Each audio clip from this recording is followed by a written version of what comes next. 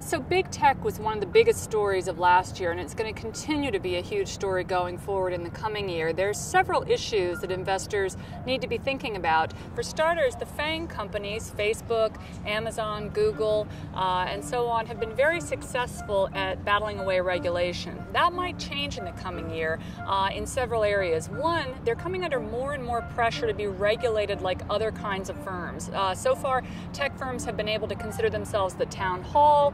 They don't have to be responsible for what happens on their platforms, but there's growing pressure after scandals like the YouTube scandal around child pornography, battles between Uber and Google over IP theft. All of this is making regulators question whether there shouldn't be more of an aggressive stance against the big tech firms.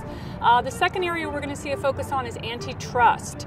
In the past, antitrust law in the U.S. has been predicated on lower pricing, the idea being that if you make things cheaper for the customer, then everything's good and a company can be as big as they want. But in the era in which data is the new oil, regulators are beginning to look at this very differently. The big platform companies may be able to offer their services for cheap or even for free, but that doesn't mean you're not paying. You're paying with your own data. And so how that data gets valued, how it's protected, is going to be another hot topic. Thirdly, I think you should watch the coming battle between the big tech platform companies and patents. Patents are a huge issue. The big tech platforms have lobbied for big changes in the patent system over the last 15 years or so, and it's become much harder to enforce IP regulation and to get companies to pay licensing fees. You can see that in the giant battle going on between Apple and Qualcomm, which will continue to be a huge one for the coming year.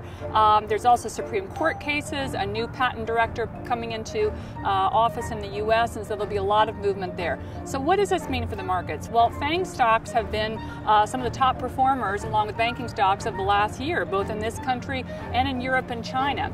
Are they going to go through a correction? I think it's going to be interesting to see if tax reform moves ahead in the US and tech companies do bring back some of that cash hoard that they have overseas. Does that get invested in Main Street, or does it just go into buybacks that make the stock prices go up and the heads of these companies richer, in which case I think that you're going to begin to see even more regulatory and consumer pushback.